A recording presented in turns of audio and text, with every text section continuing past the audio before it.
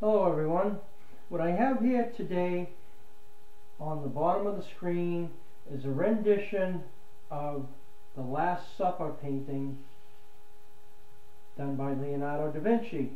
And it's nothing like you've ever seen before, because these are the underlying pictures that are being represented in that painting.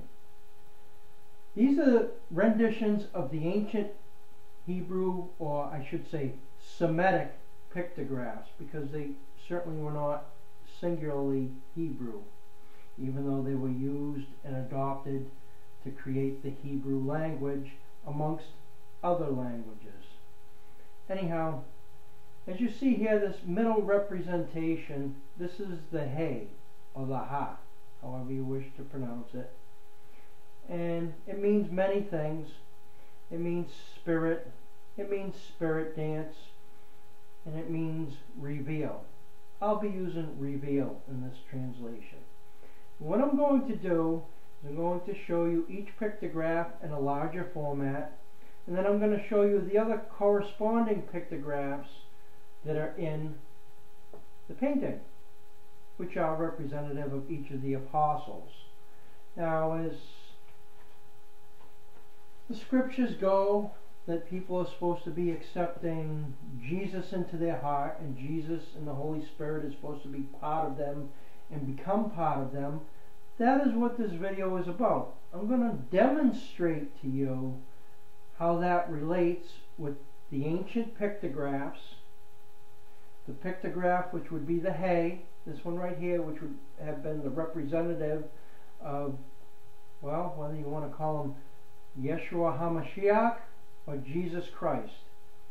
This is the place setting that he was sitting at the table, and it's very appropriate when I had discovered this format that it had a lot of bearing. It is, and I can't say that Leonardo knew that he was painting that. Now, it took him a long time to paint the Last Supper painting, and he was amongst the religious leaders for sure while he was doing the painting. So the religious leaders could have been influencing him the whole time. So that could be why these pictographs ended up being involved in the Last Supper painting. It also could be that Leonardo da Vinci, being the very intelligent man that he was, and he was a man involved in many things, including inventions, and as we know, very deep into art, as he was the artist that did the Last Supper painting, that he may very well have studied in depth the ancient pictographs and decided on his own to use those representations to make the Last Supper painting. Whatever the case may be, this video is about putting those pictures together.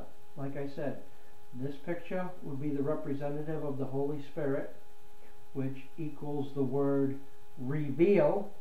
As we know, the Holy Spirit reveals. And so we're going to combine these Holy Spirit pictographs with the pictographs that were representative of each of the apostles of Yeshua HaMashiach, also known as Jesus Christ, which these were his followers. And people believed that they were so inspired by him and that they all had the Holy Spirit in them that it is appropriate to combine these pictures. So we'll start with this. And I'm not going to name the apostles. I'm just going to name the pictographs. This is the He. This is the La. The La is a shepherd's staff. And it means things such as lead, and it means tongue. So when we combine those two pictographs together, we have this, which would mean reveal, tongue. Moving on to this next pictograph, this is the Sa, but it wasn't always named the Sa. This actually is known as Sin, S-I-N. Now, further into the history of the Hebrews, they combined the sin symbol, which is this one, with what is known as the Shin symbol, and they even kind of confused it even more. But what this pictograph is a fence post. And it means turn, and it means support. And what I personally believe, and why it is named what it is named, is because of the story of Cain and Abel, where Cain took his brother out into the field and he murdered him. But there was never any mention of what the weapon was that he murdered him. But we do know that people call what he did a sin. And this pictograph, sin, would be very appropriate to say that he must have beat his brother to death with a fence post. He beat him with sin. So anyhow, carrying on.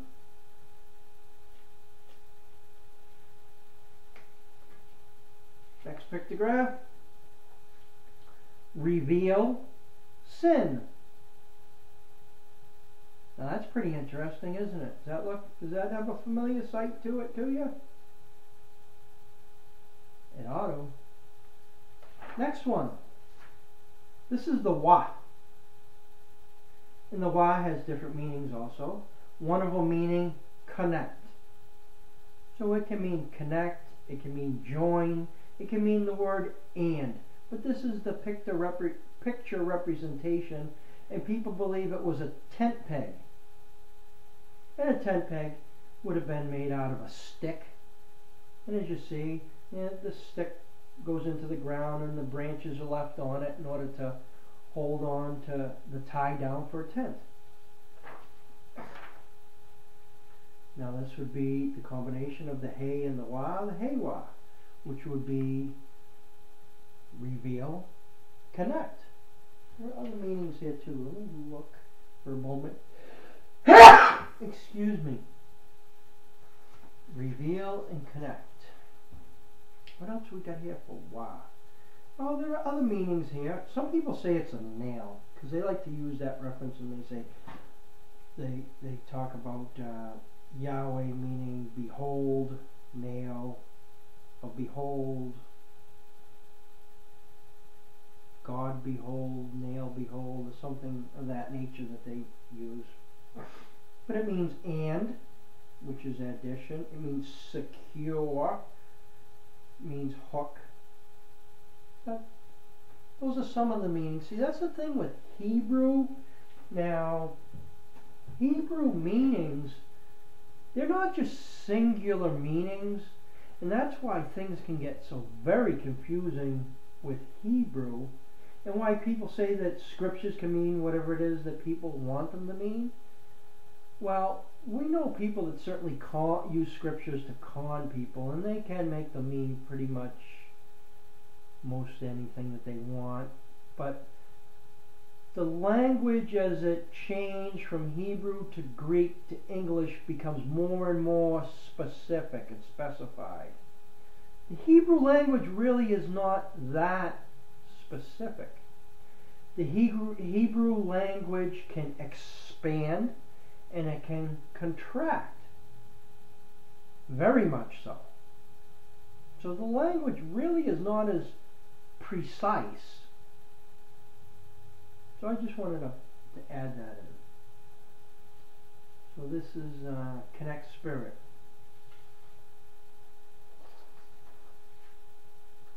This here we have what's called a da. The da is a door or an entrance. I'm having a hard time separating these pages. And there's the hey da, which is reveal the door. This is the ku. And the ku is a reflection. That would represent the sun. This would represent the horizon, and this is the representation of a reflection of the sun in the water. And this is reveal, reflection.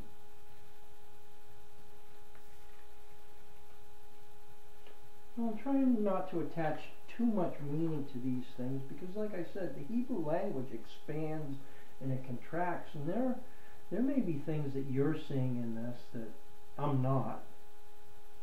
And your feedback would be well appreciated in the comment section below. This here is the cha. And the cha means separate or divide. It's a tent wall is what that's supposed to represent, is wood used to create a tent wall, or sticks used to create the solid part of a tent wall. So this is reveal divide, or you could say spirit divide. This here is the ba, and the ba is a tent footprint. Shows the outline, the shape of how a tent was, and this is the way the Hebrews set up their tents. This is the walls, and this here is the entrance, and typically the men would sleep in this area and the women would sleep in the back area. And this was supposed to be a security type thing, that the men were there at the front of the entrance in case anybody was to enter the tent to protect the women. So the stories go. Oh, I'm sorry. Some of the words that this means, such as household or into. And into is representation of the entrance area. Into. So this would be reveal into, or spirit into. The next one here is the te. Now it could be ta, it could be te. I think this one is more accurately te, because there's another one that's ta. But we'll call it te for now. Te is a basket. That's a representative of a basket, and that would be the weaving pattern that is used to create these types of baskets. As you may have noticed, this flower of life pattern that I'm drawing everything on is the pattern that I believe they use to create their baskets. It's a very effective and efficient and strong weaving pattern.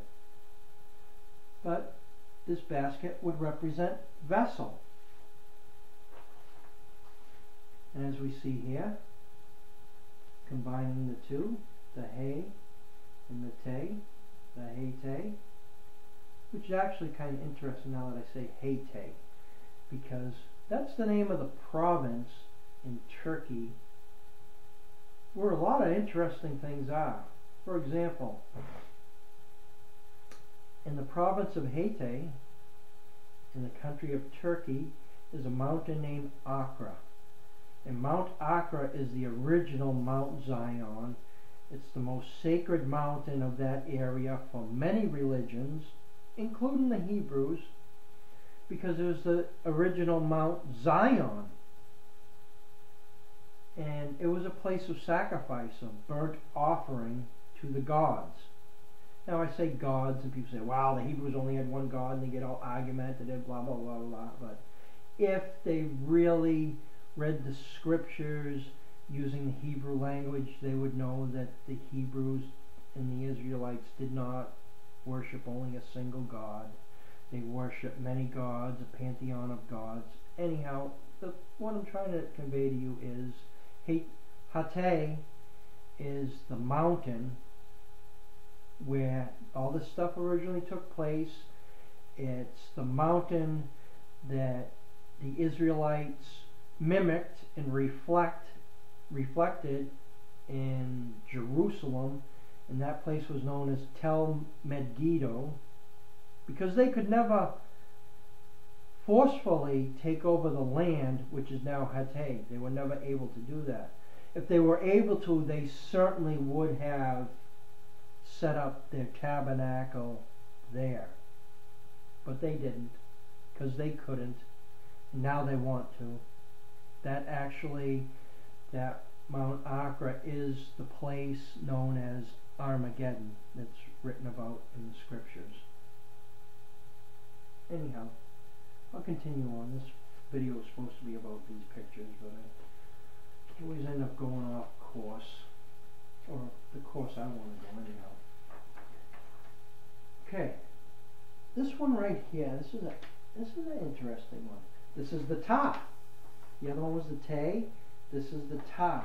And the ta is supposed to represent crossed sticks, and this is representation of a covenant. When a person makes a covenant with somebody else. And actually, a person that knew anything about the covenants that they made, one of the things they would do is take a bull and they would cut it in half. That was part of making a covenant. Part of the covenant was if one of the parties broke the covenant, that the other person had the right to do what they did to the bull, to do it to the person that broke their covenant. So that's what this means. It means covenant, but it also means complete. This is the drawing that completes the covenant. So it means complete. And here we go with the hata. And the hata would be spirit complete, or reveal complete. This here is the za.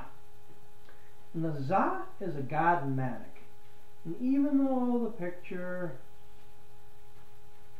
even though the picture is that direction, because it's on this template form, this is the way the godmatic would be.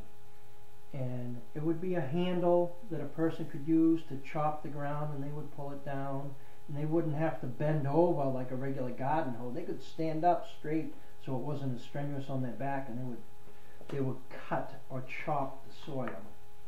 So this has a meaning of to cut or cut. So this would mean reveal cut or spirit cut. Or to cut off was also another meaning. But there are probably meanings you have found and already thought of by looking at these pictures that I have not yet thought of. And I would appreciate your comments below.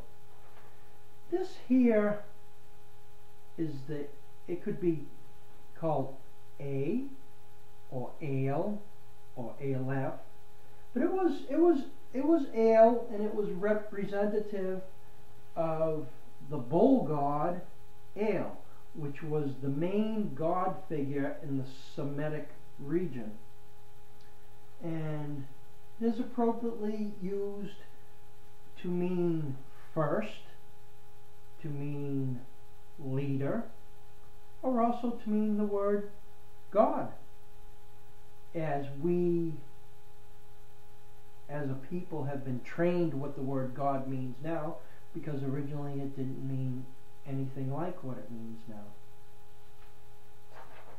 So this would be Spirit God or Reveal God. Now this one here is a palm. It's supposed to represent the open palm of a person, and it's supposed to mean blessing. I would have to gather, because it means blessing, would be that's the way that the priests used to bless people. And that's why that pictograph is used like that. So if we carry on,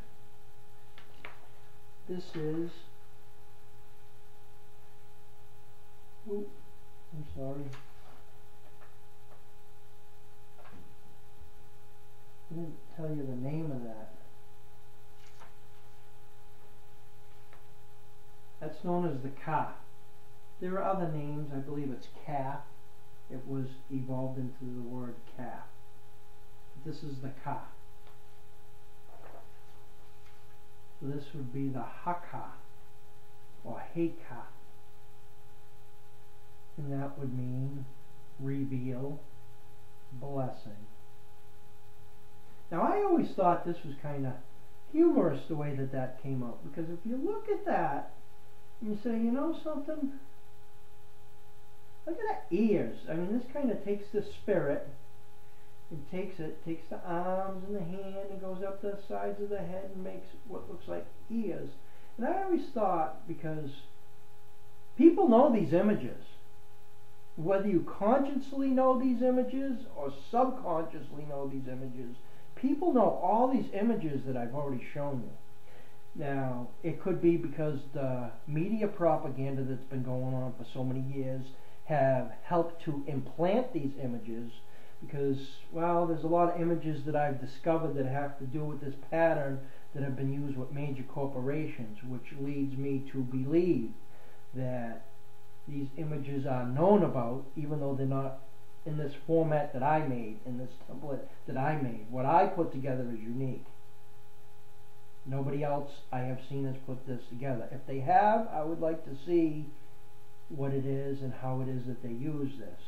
But anyhow, if you look at this picture, you know, that kind of leads me to think, you know, I bet that's how the people come up with that Easter bunny story with a rabbit and the ears, and how they associate with Easter. Because I'm like, you know, the stories that I've heard about it really doesn't make a whole lot of sense. But if a person has this picture in their subconscious mind, and, well, that's just the way the subconscious works, it can come to the conscious forefront as something other than what it really is stored in their subconscious. And that's, well, kind of where religion is dangerous, because those people know how to use it. They call it magic, or they used to call it magic anyhow. Nowadays we call it psychology. But thank you for watching my video. Have a good day.